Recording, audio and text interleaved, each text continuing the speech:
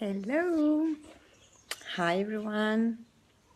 Happy to be here again with you for another live session. So this time we have a topic session that I'm going to do with you. I have a few notes here.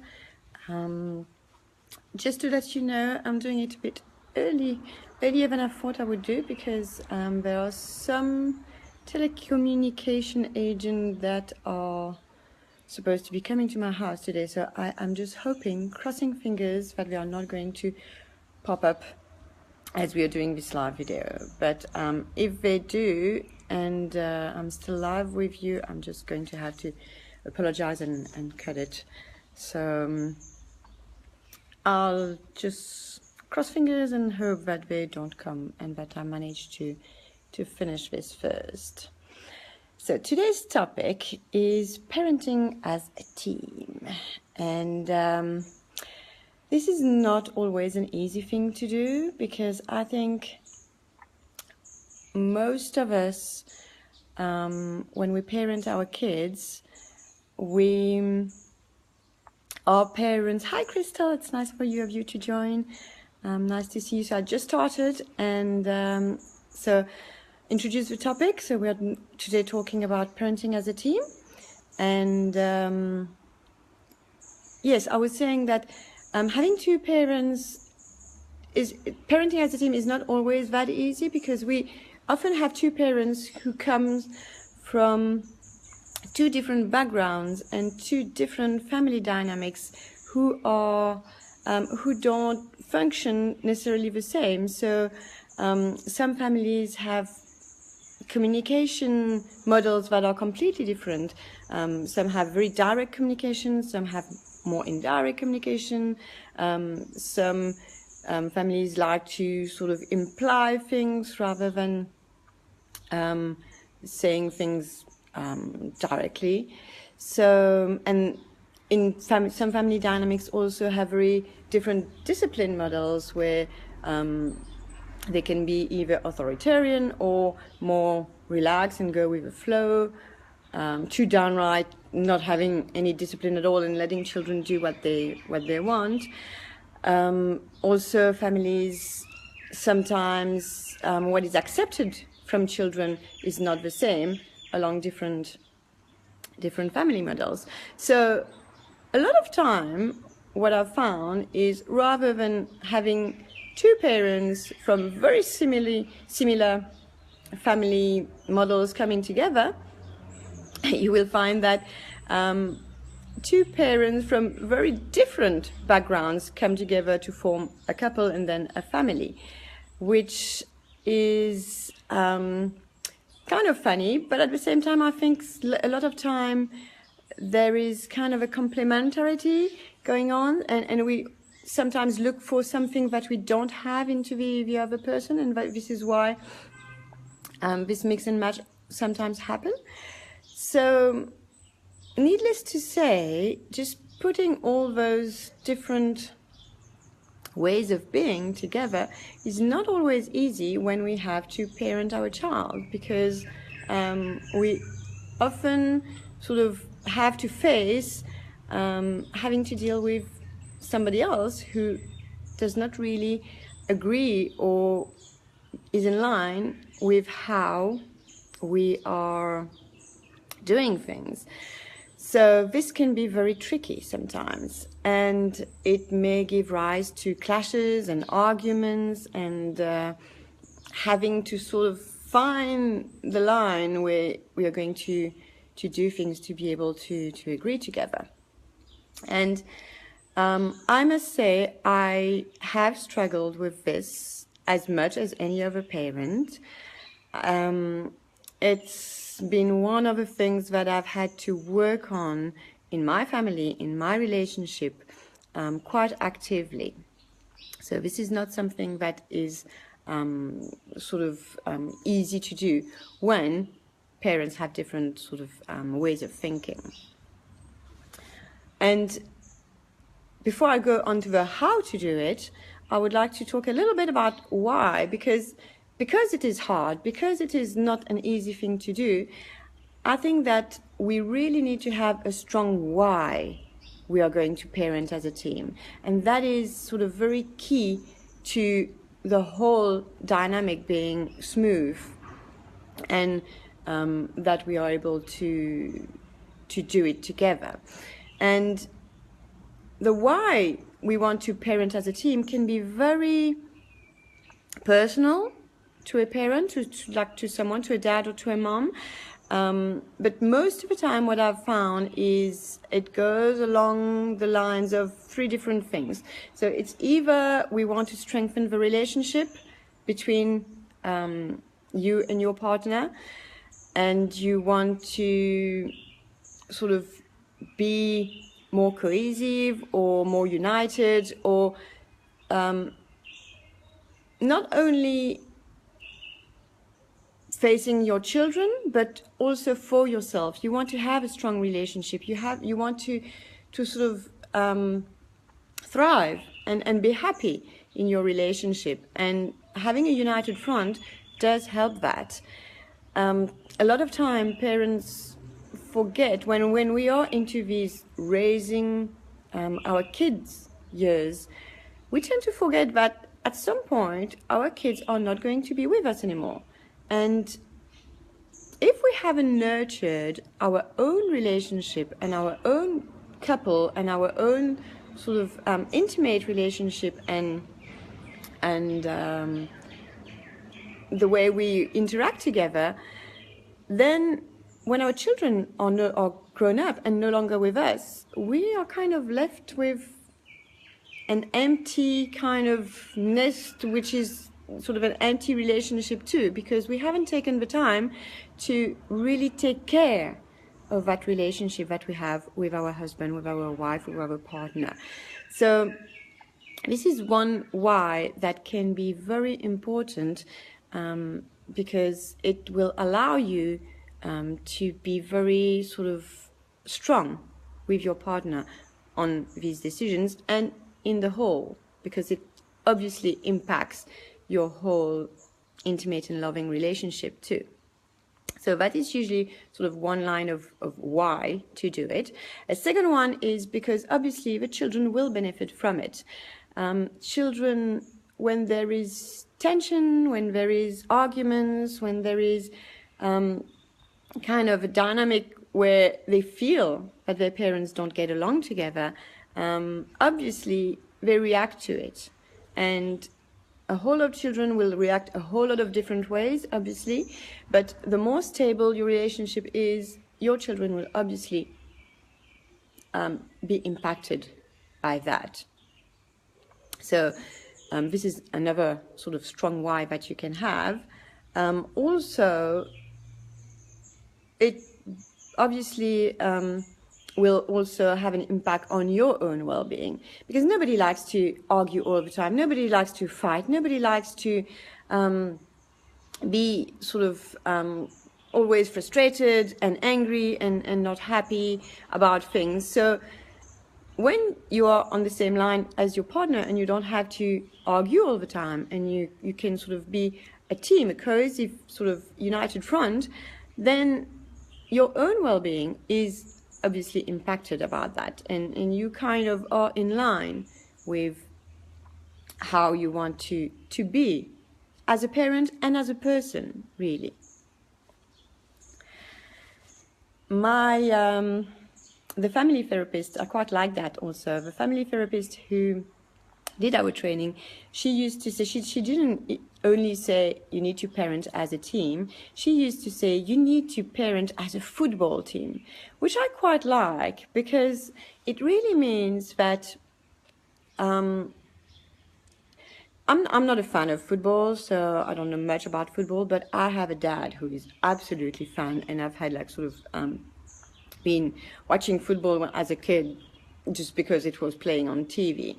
And as I grew up, it was either him or the things that I heard on the commentaries on the television would go along the lines of, you can have this sort of great player, great football player, with super great strategies, like really these star players, but if he plays alone And if he doesn't sort of play along with his team members, then even though he's in the team may not amount to much because he is very individualistic in his way of playing. So he may have all these great strategies and all this talent and all these sort of ways of doing football in a great way, but if he's not playing with his team members, it will not sort of get to the results that the team wants.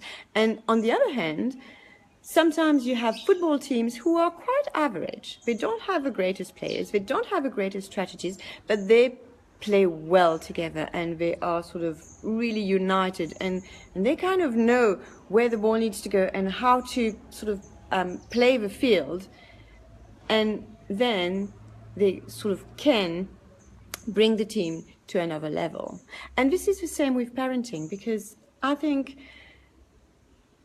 if the two partners play along together, it can sometimes be really much stronger than when you have great strategies, but you're playing sort of on it alone and sort of doing things your way and not taking into consideration your partner's way of doing things.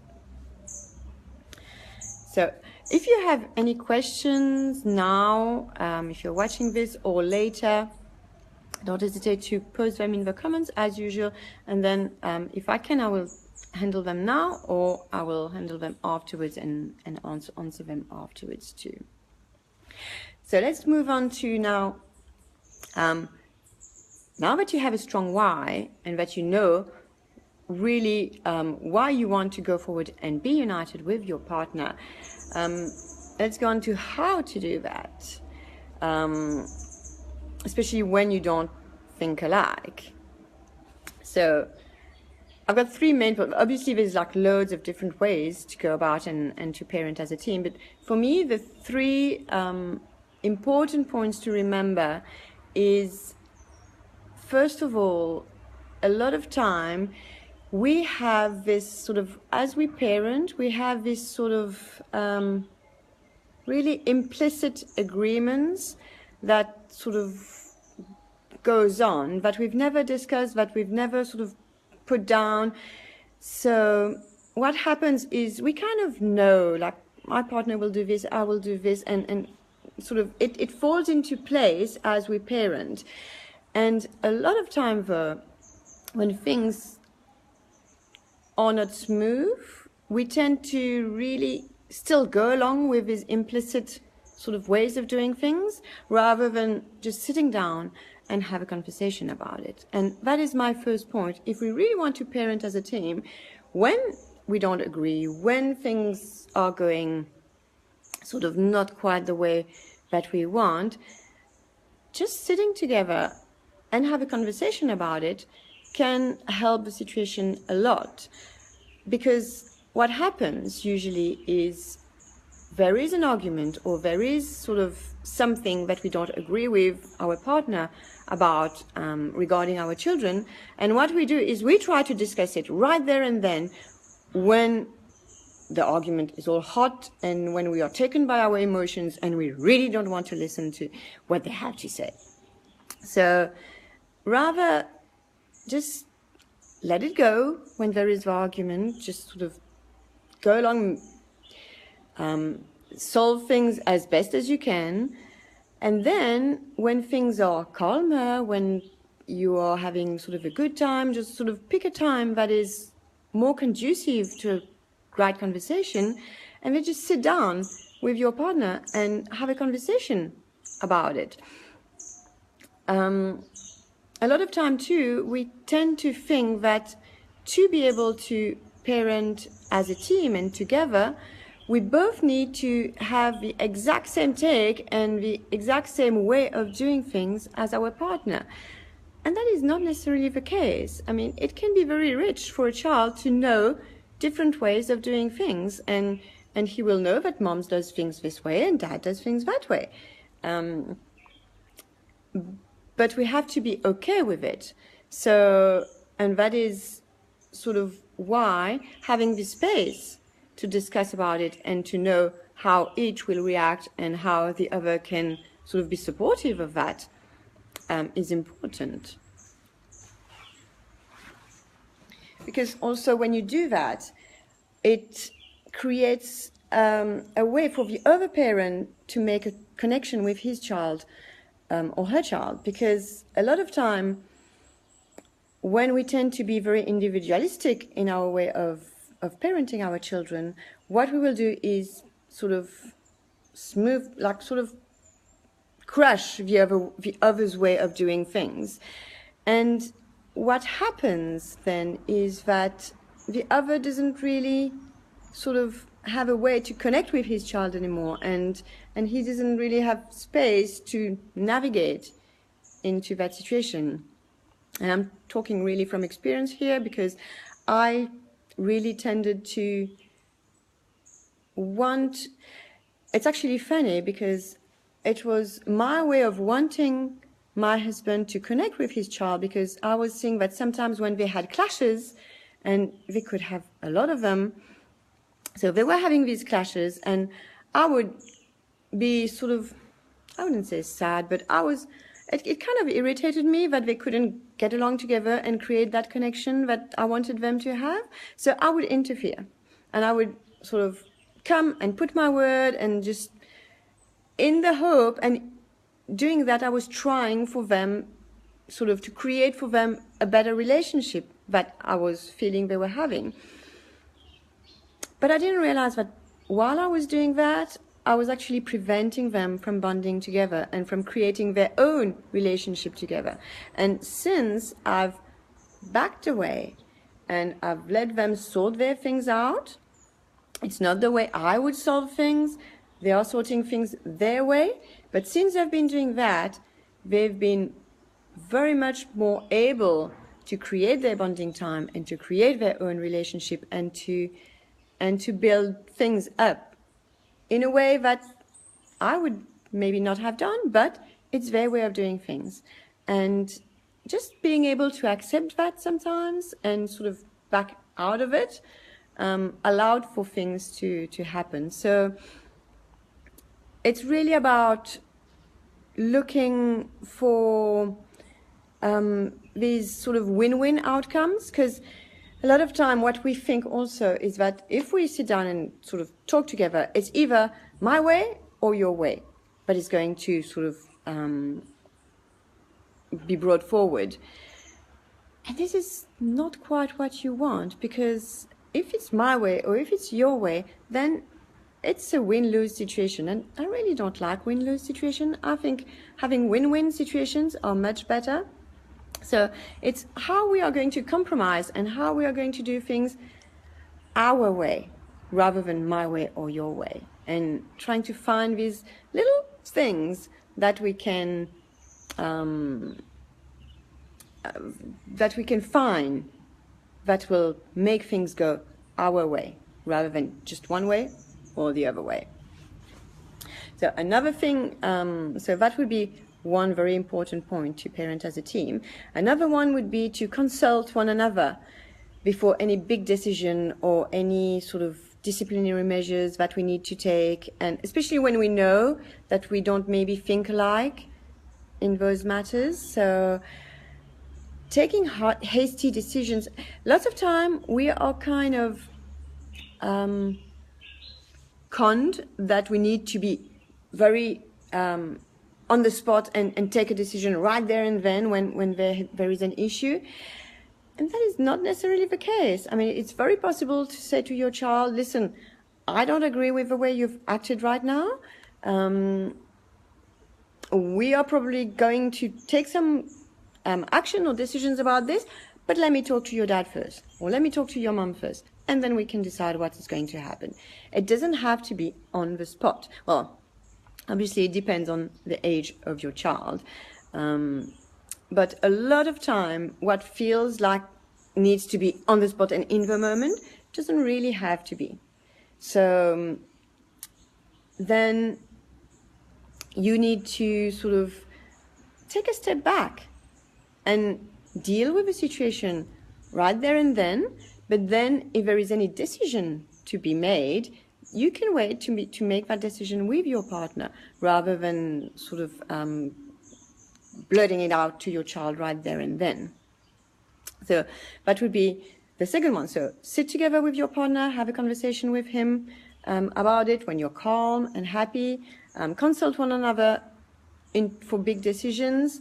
And a very, very important one would be always, always back your partner when they are in the midst of dealing with your kids. And so if you don't agree with what he's doing, you can go back afterwards when the kids are sleeping, like for example, let's say your partner is dealing with your child in a way that you don't necessarily agree with. But I would say still back him up and still go along with his way of doing things. Afterwards, when your child is sleeping, when you're calm together, you can go back to step one and have a conversation about it and just say, listen, I backed you up today. I went along with it. But, like if that happens again, I may have a lot of difficulty dealing with it because I really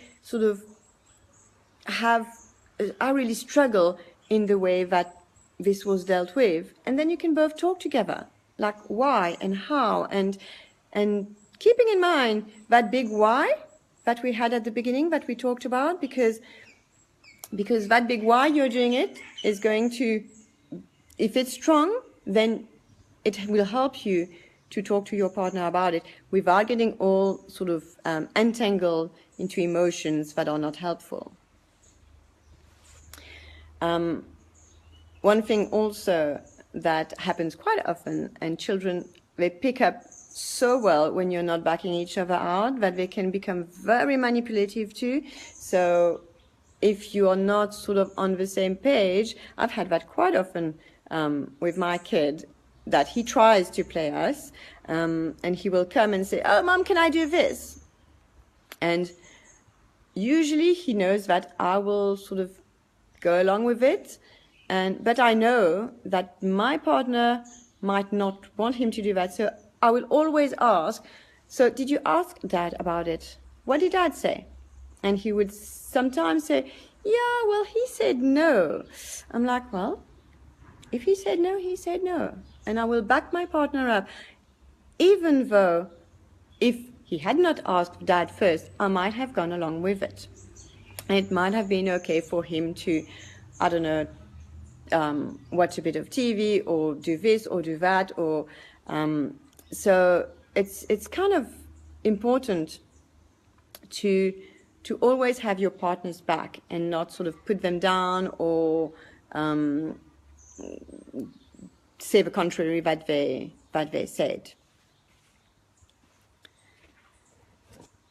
Yeah, so that was the big, so we dealt with the big why, and then now with how to do it. Obviously, parenting as a team will differ with your ages, with your child's age, because every age have their specific ways of specific topic and specific hot spots that we go along with. So, for example, if you are parenting a very, very young child, like from infant to before the toddler years, what is important then is to allow your partner really to have some quality time and some bonding time with your child. And sometimes, there is usually one partner. Most times maybe it's the dad, but it doesn't always is. Sometimes it's the mom too that is less at ease with an infant and takes more time to change the nappy, to give a bottle and things like that. But just allowing for that space is important, and will get your partner to have this really bonding time with your child. For the toddler, the preschool years, I would say the key issues for parenting as a team would be to be in agreement for the main challenges, which are food, sleep, transition, how to deal with tantrums, all these kind of things that are really key to these years. So just try to be like sort of really in line with the way of to deal with these things, because that also kids will pick up very, very easily on some of these things.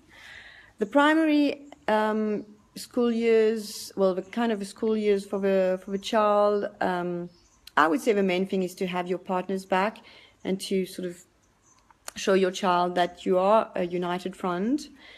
Pre-teens, teens, for me, it would be about opening the discussion about independence, because that's where independence is important with your children. So it would be knowing where your partner stands about allowing your kid to do some of the stuff, and knowing where your partner is sort of quite a bit sort of more, I would say, he puts the line on some of the stuff. So just know where you both stand about the independence, because that gets very important in those years. And also, when you parent young adults and adults, you can still, I mean, we are parents a whole lifetime. It's not because our children are adults that we're not parents anymore. So in those years when the kids get out of the house, I think the most important thing for parenting as a team would be to just know how you are going to keep supporting your children while letting them lead their own life. Because sometimes the kind of things that the children will come back to you with is about money, is about their jobs, is about how to parent their own children. So it's also quite nice to have a cohesive front there, and sort of in the way that you're dealing with your children, even though, as I said, it may not be the same way of doing things, but just being in agreement in the way that you do things. So I just wanted to say a few words too about when you are separated or when you are divorced, because obviously the challenge is way more difficult when you are parenting as a separated sort of unit. It doesn't, I mean, you're still a parent, you're still both parents, and you're still parenting your child. So you can still parent as a team. And I want to sort of bring emphasis on that, because a lot of time people think that it is not possible. I have seen it work, and it can work.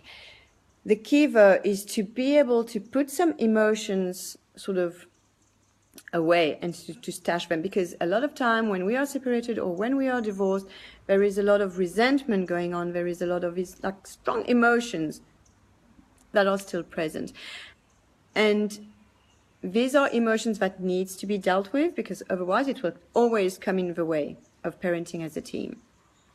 And secondly, the why that I talked about earlier really needs to be a strong why, because otherwise, sort of every time there is a discussion or every time there is a disagreement, you might not sort of, if you don't have a strong why, you might not sort of want to reach that solution as much as if your why is kind of weak.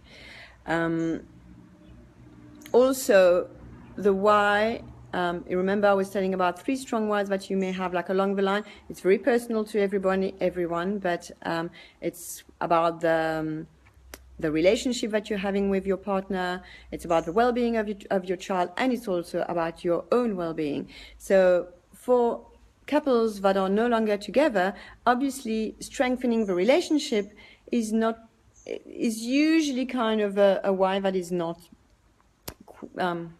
quite taken into consideration. What I would rather focus on is your own well-being and your own sort of building up your own emotional strength and well-being in general. Because when you think about that, nobody likes to sort of like constant argument and having to always fight.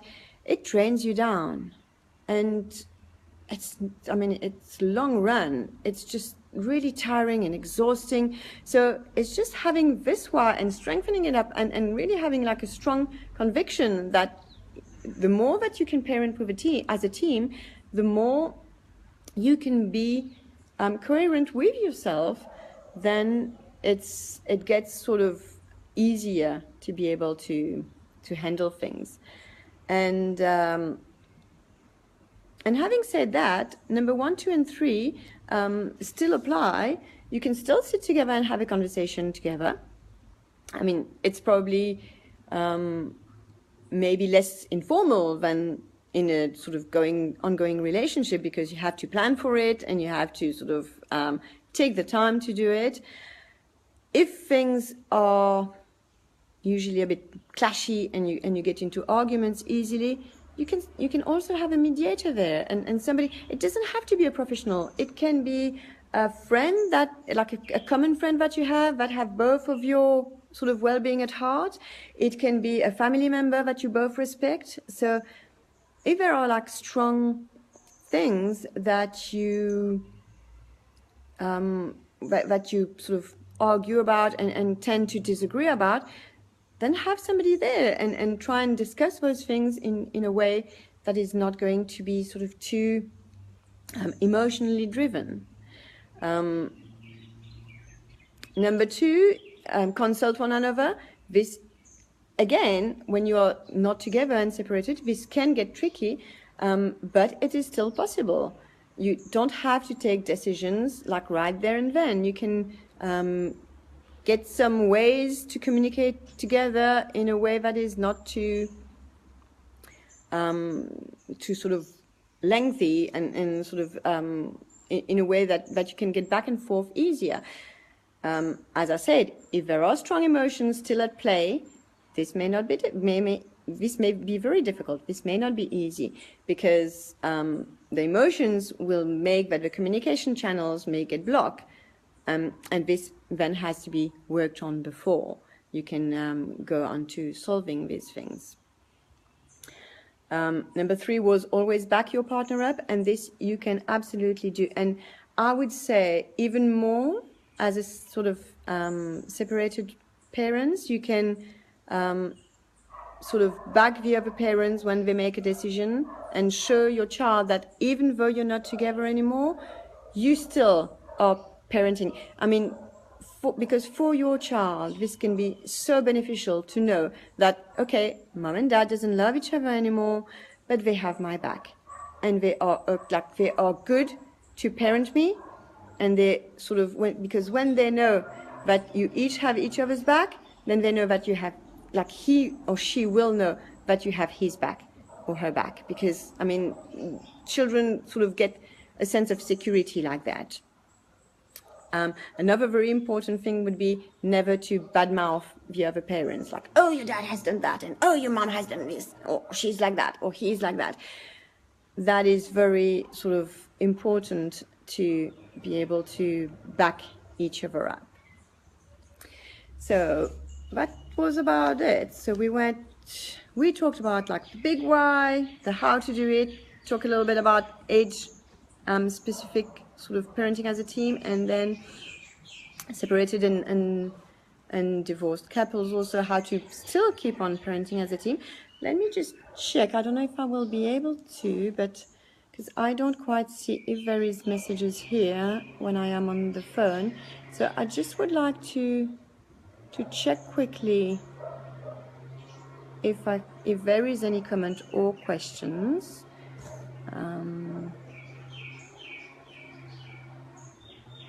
Okay, no, there's no questions for now. So what I will do, I have one quick question that was sent to me via message. So I'll just read that quickly and just give this mom my take on this, and it may help also others. And if you have questions in the meanwhile, don't hesitate, of course, to post them. So this mom sent me a personal message, and so she said, I have a few issues I have observed challenge us in parenting our daughter in particular.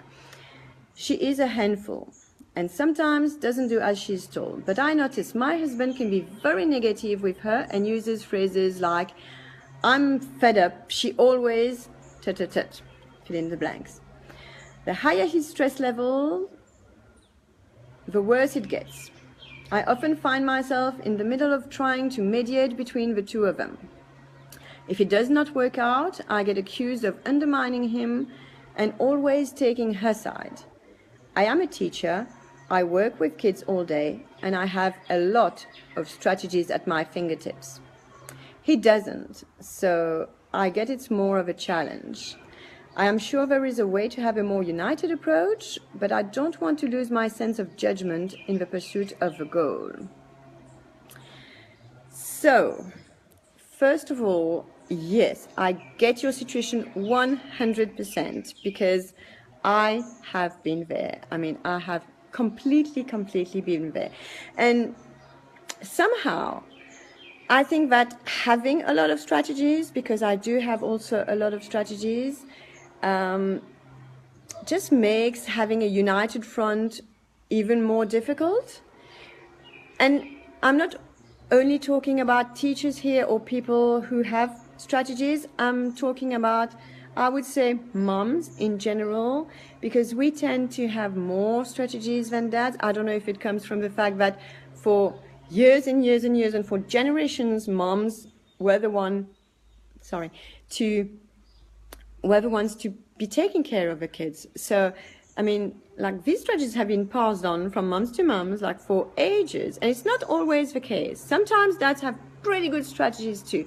But what I see often, it's the mom who has a lot of difficulties sort of giving some leeways for the dad to come in and be part of a team. So, and obviously, when you're a teacher, when you're a psychologist, when you're a coach, when you're like somebody who has strategies, it's even more difficult because seeing the other struggle with something that you could just sort of resolve in like sort of quickly is actually even more frustrating, and you kind of want to barge in and just sort of solve the situation and save the day. And that's not the way to do it. And I've learned it the hard way. So yeah, I think it makes things kind of more difficult. So about your question, at the moment, what I'm seeing is, so obviously what I would like to say is, other than what you've said in your message, I don't know your situation. So more than that. So I might make a few assumptions here. If there are wrong assumptions, I'm sorry. I'm just sort of trying to see from what you are saying. So, but at the moment, what I'm seeing is that your why, the why that we talked about at the beginning, like the big why we are doing this. So your why at the moment, when you say to me, I am sure there is a way to have a more united approach, but I don't want to lose my sense of judgment in the pursuit of a goal, and pursuit of a goal being the united front, I guess. And so to me, that is saying that your why needs working on, because at the moment, I have a feeling that your why is about having the best strategies to raise your daughter. And if your why is about having the best strategies for raising her, then it's kind of always getting into this win-lose situation, because it's to who will have the best strategies. It's either you are having the best strategies or your husband. And it is not conducive to having a more united front, because it gets more to a win-lose situation than to a win-win situation. And when we have win-lose situation, we tend not to want to go into there. So my question to you would be, how can your daughter actually benefit from those interactions with her dad? Like, if you step back and if you let them deal with it on their own, how will your daughter actually benefit from that? And I think that can bring you closer to a why, where you will want to actually get a more united approach with your husband. And one of the things that I have found also is that, you know, if you parent a child in a perfect way, they will never get any emotional strength, because they will not have to deal with very difficult situations. So, and I'm not here, just hear me out and be careful. I'm not talking about any abusive situation, or I'm not talking about any situation that is really going to harm the child.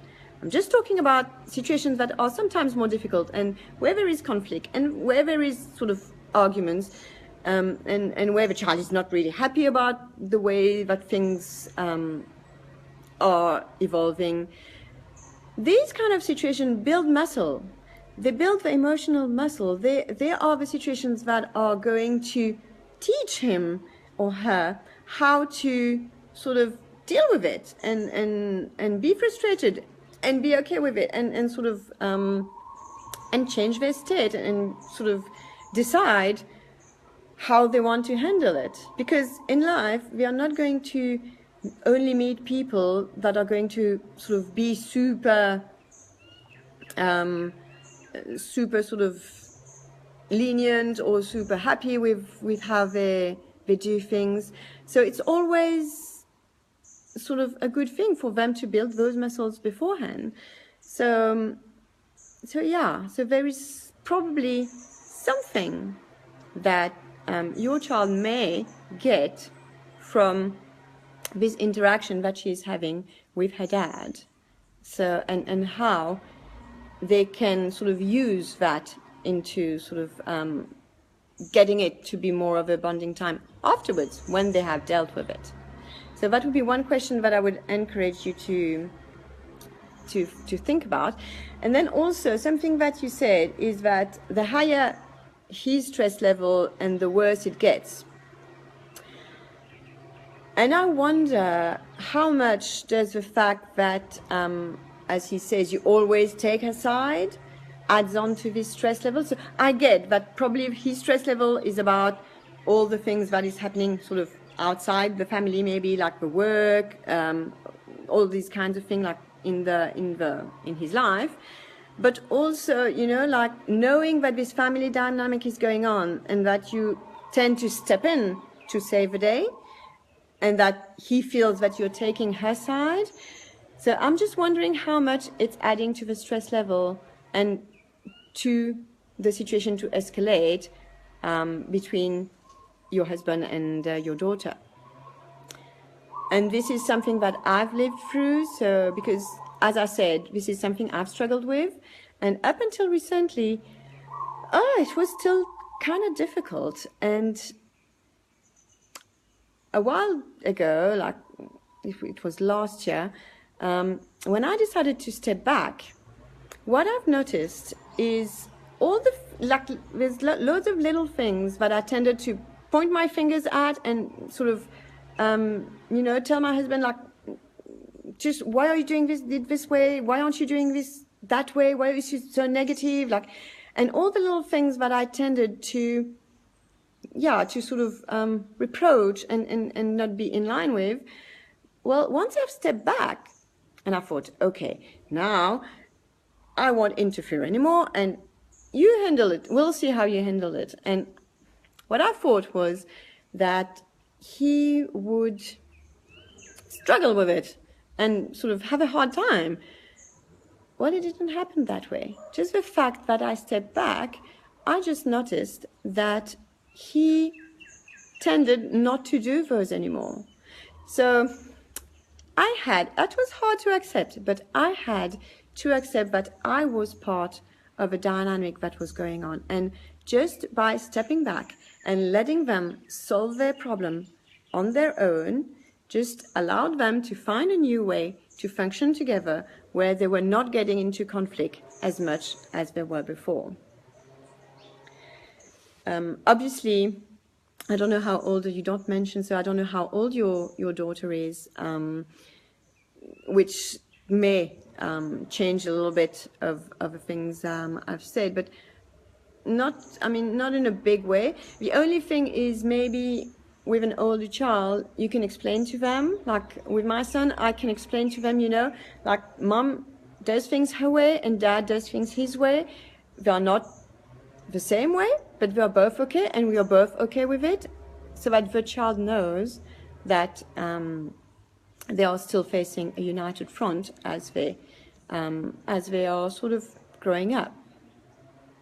So I hope that answers your question. If you have like any other things that you want to add, you can PM me again, and just or like on anything that I've said in the answer of your question, you can just let me know if you need any more than that. So I'm just going to check quickly. No, doesn't seem to be any more questions. Do you have any more questions? Let me just refresh that. And otherwise, I'm going to be leaving you here. I'm happy that the telecommunication technician didn't stop me in my live, because I was a bit scared of that. So thank you for those who joined me today. I was quite happy to present that topic to you. If you have any topic or any sort of specific things that you'd like me to discuss, don't hesitate to send me a message or to let me know, and I'll see if I can develop something on it on the live session. I want to try to do one every week, so I will try to do that. Maybe sometimes it may not be possible, but I will just sort of, for the moment, try to keep it for Mondays too, so that it's sort of a constant going. So yeah, happy to have been with you today, and wishing you a super great day. Bye.